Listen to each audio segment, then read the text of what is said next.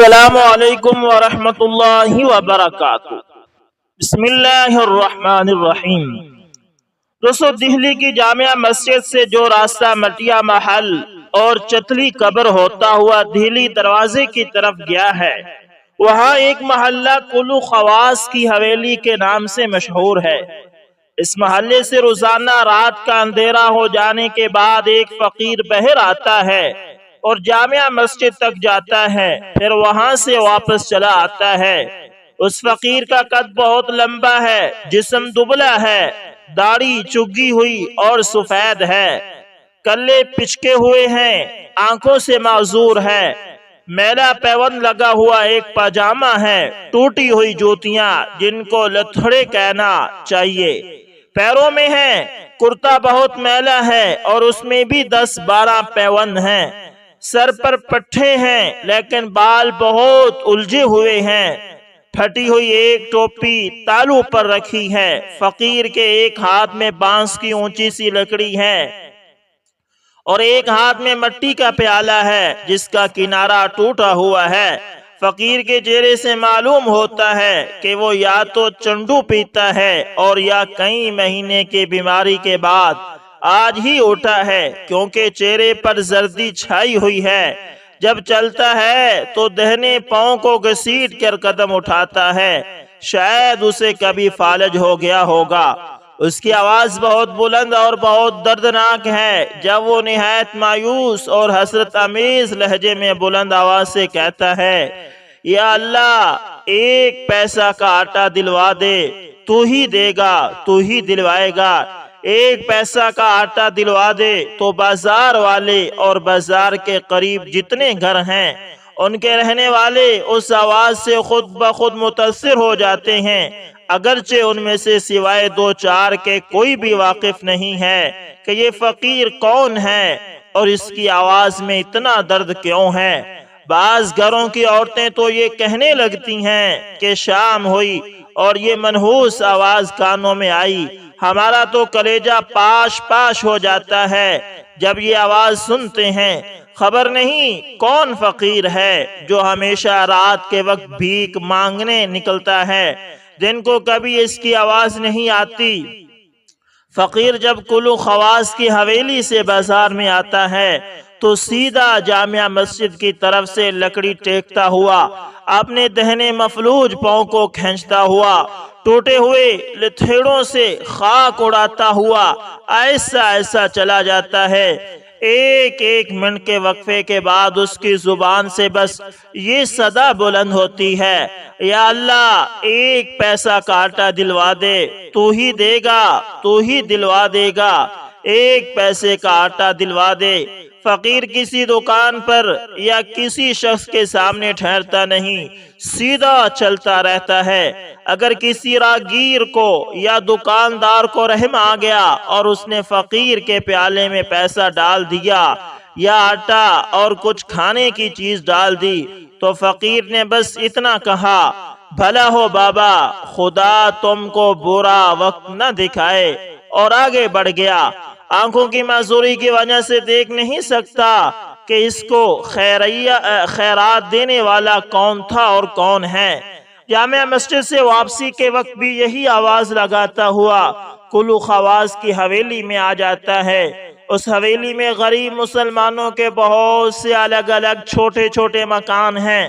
انہی مکانوں میں ایک بہت ہی چھوٹا اور ٹوٹا پھوٹا مکان اس فقیر کا بھی ہے۔ گھر کے دروازے پر واپس آتا ہے تو کوٹروں میں لگی ہوئی کنڈی کھول کر اندر آ جاتا ہے۔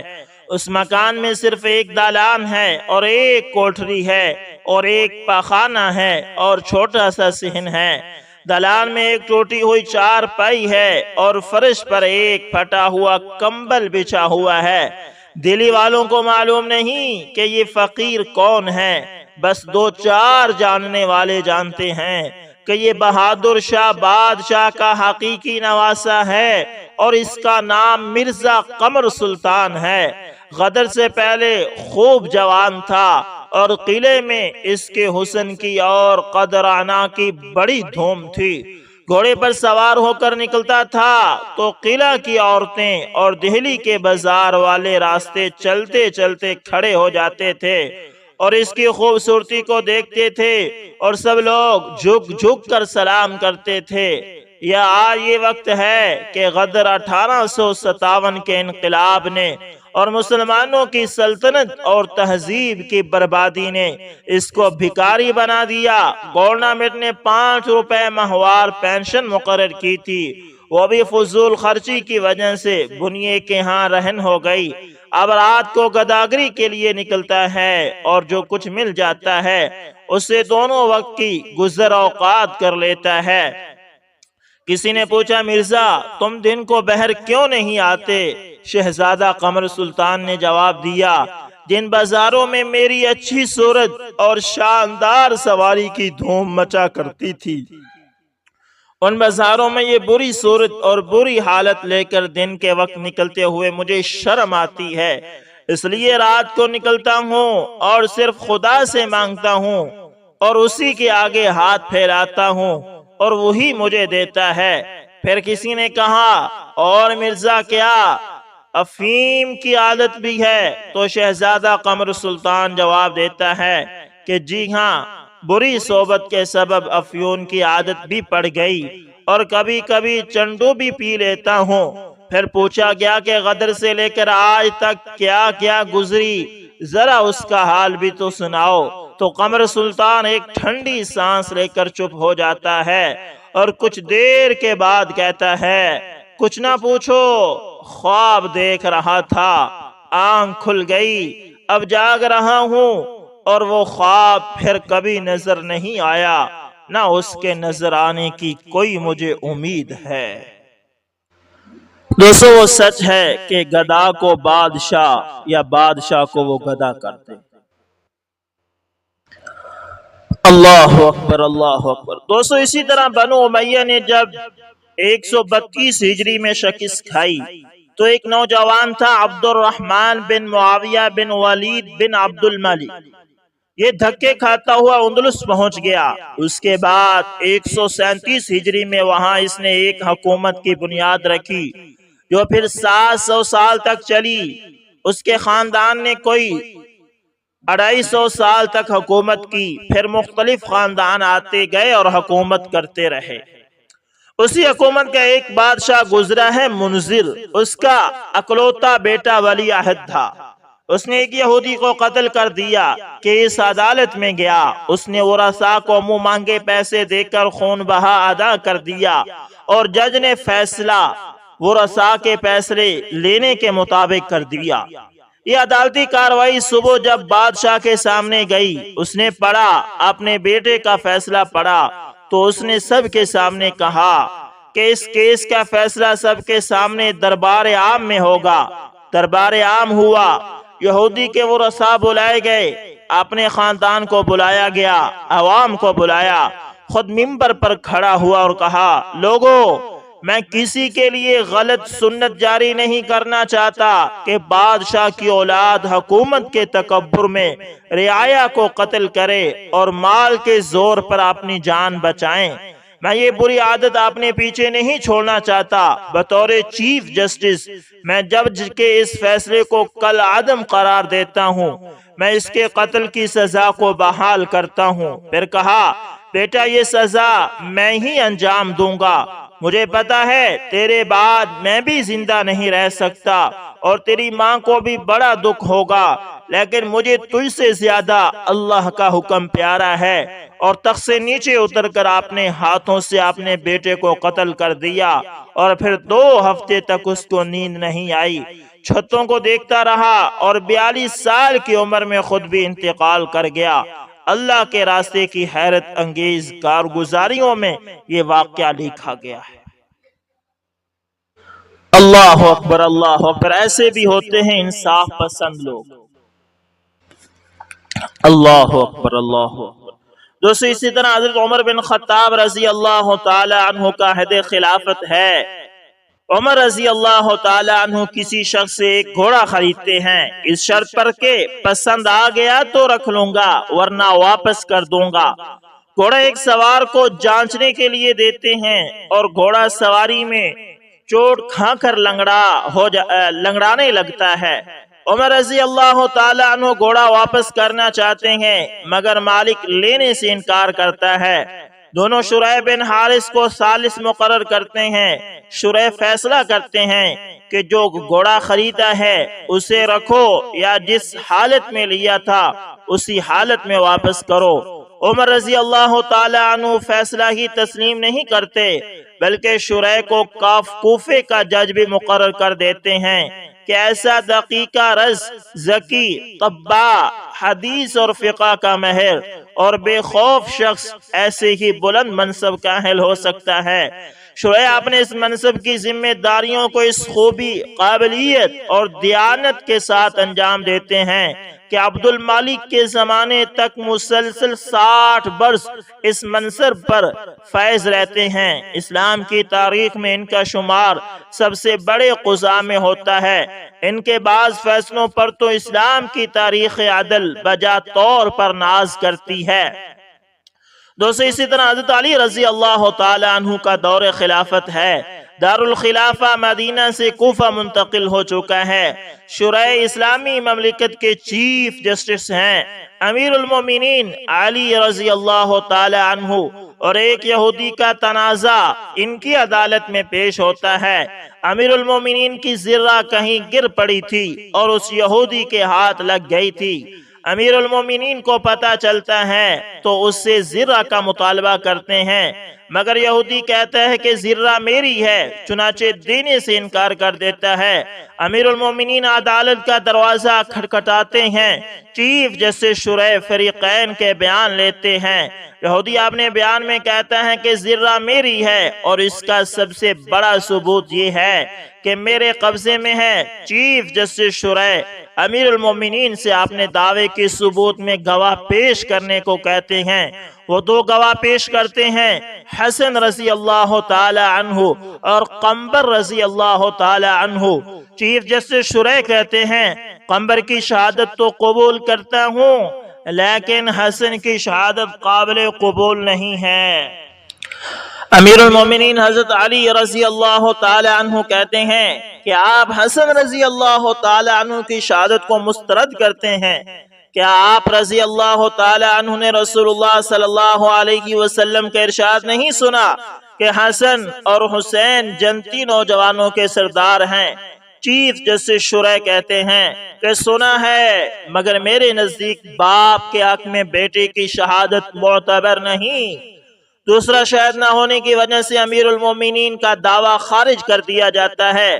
امیر المومنین نہ تو کوئی آرڈیننس جاری کرتے ہیں اور نہ کسی قانون کی پناہ ڈھونڈتے ہیں بلکہ اس فیصلے کے آگے سر تسلیم خم کر دیتے ہیں۔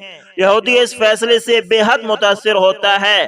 وہ دیکھتا ہے کہ ایک شخص صاحب اقتدار ہونے کے باوجود زرہ اس سے نہیں چھینتا بلکہ عدالت کے دروازے پر دستک دیتا ہے اور مدعی کی حیثیت سے اس کے سامنے جاتا ہے۔ پھر عدالت اس کے ساتھ کوئی امتیازی برتاؤ نہیں کرتی۔ مدعی اور مدعا علیہ دونوں یکساں حالت میں اس کے سامنے پیش ہوتے ہیں۔ عدالتی کاروائی میں بھی کوئی خاص اہتمام نہیں ہوتا، روز مرہ کسی کاروائی ہوتی ہے اور عدالتی طریقہ کار کے عین مطابق پھر عدالت کا جج امیر المومنین کے خلاف فیصلہ صادر کرتا ہے اور امیر المومنین بے چون چرا اس فیصلے کے آگے سر جھکا دیتا ہے۔ اسلامی عدالت کا بے لوث عدل اور امیر المومنین کا منصفانہ کردار اس کے دل میں کھب جاتا ہے۔ وہ وہی عدالت میں پکار اٹھتا ہے کہ زرہ امیر المومنین ہی کی ہے، اور جس دین کا ماننے والا قاضی امیر المومنین کے خلاف فیصلہ صادر کرتا ہے اور امیر المومنین اس فیصلے کو بلا حیل و حجت تسلیم کر لیتا ہے، وہ دین یقیناً سچا ہے۔ اشہد ان لا الہ الا اللہ و اشہد ان محمدن عبدہ و رسولہ۔ امیر المومنین اس یہودی کے اسلام قبول کر لینے پر اتنا مسرور اور شادماں ہوتے ہیں کہ اس یادگار میں اپنی زرہ اسے ہی دے دیتے ہیں۔ اللہ اکبر، اللہ اکبر۔ اللہ اکبر۔ دوستو عدالت کا اجلاس ہو رہا ہے، آپ نے عہد کے بلند پایا عالم اشعث بن قیس تشریف لاتے ہیں۔ چیف جسٹس شرعی اٹھ کر کھڑے ہوتے ہیں اور کہتے ہیں کہ ہمارے شیخ اور سردار خوش آمدید، پھر انہیں اپنے پہلو میں بٹھا لیتے ہیں۔ اتنے میں ایک شخص داخل ہوتا ہے، وثاقت اور لباس وغیرہ بتا رہا ہے کہ کوئی عامی ہے، وہ اشعث کے خلاف دعویٰ کرتا ہے اور عدالت سے انصاف چاہتا ہے۔ جسٹس شرعی اس کا بیان لیتے ہیں، جو ہی سارا واقعہ سنتے ہیں ان کی نگاہیں بدل جاتی ہیں اور اشعث کو مخاطب کرتے ہوئے کہتے ہیں، اشعث یہاں سے اٹھو، مدعی کے پاس کھڑے ہو جاؤ اور جواب دعویٰ پیش کرو۔ اشعث جسٹس شرعی کے اس طرز عمل پر چونک پڑتے ہیں اور کہتے ہیں، میں یہیں بیٹھ کر ان کی باتوں کا جواب دوں گا۔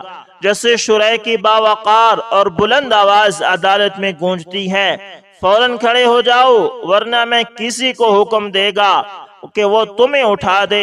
عدالت میں سناٹا طاری ہے، اشعث چپ چاپ اٹھتے ہیں اور مدعی کے پاس جا کر کھڑے ہو جاتے ہیں۔ اللہ اکبر، اللہ اکبر۔ دوستو کسی جج کو عدل و انصاف کی راہ سے بہت سے امور منحرف کر سکتے ہیں۔ اعلیٰ حکام کا دباؤ، ان کا لحاظ، عزیز و اقارب کا پاس، سفارش، رشوت اور زہر فریبی، جن دنوں کا ذکر ہو رہا ہے اس وقت تک عدالت پر اعلیٰ حکام یا خود سربراہ مملکت کے دباؤ کا ابھی تصور تک سایہ فکر نہیں ہوا تھا۔ رہا لحاظ اور مروت تو اوپر کے مناظر شہد ہیں کہ جسٹس شرعی عدل و انصاف کے باب میں کسی کا لحاظ نہیں کرتے۔ اگر امیر المومنین کی پیش کردہ شہادت بھی ناقص ہوتی ہے تو ان کا دعویٰ بھی مسترد کر دیتے ہیں۔ آپ نے ایک دوست اور وقت کے بہت بڑے قابل احترام عالم کو بھی بھری عدالت میں مدعی کے دوش بدوش جا کھڑا ہونے کا حکم صادر کرتے ہیں اور ان کی طرف سے نادنسا گریز کا اظہار دیکھ کر جبراً اٹھا دینے کی دھمکی بھی دے دیتے ہیں۔ عزیز و اقارب کا پاس بھی عموماً عدل کی راہ میں حائل ہو جاتا ہے۔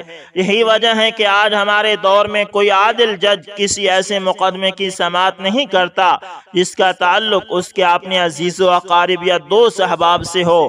خود فریق مخالف بھی ایسی صورت میں خواہشمند ہوتا ہے کہ مقدمہ کسی دوسری عدالت میں منتقل ہو جائے، لیکن اس زمانہ میں اس بنیاد پر انتقال مقدمہ کا دستور نہیں تھا۔ دوسرے ججوں کی طرح جسٹس شرعی کی عدالت میں بھی ان کے اپنے عزیزوں اور دوستوں کے مقدمات پیش ہوتے ہیں اور ان کا فیصلہ کرنے میں وہ کسی تعلق کو خاطر میں نہیں لاتے۔ اگر ان کا لڑکا بھی قانون کی ضد میں آ جاتا ہے تو اس کی بھی وہ کوئی پرواہ نہیں کرتے۔ اللہ تعالی سے دعا ہے کہ اللہ تعالی ہمارے نظام کو عدل و انصاف والا بنا دے اور جو بھی ظلم و جور ہو رہے ہیں اللہ تعالی ان سے ہمارے ملک پاکستان کو صاف اور پاکیزہ فرما دے۔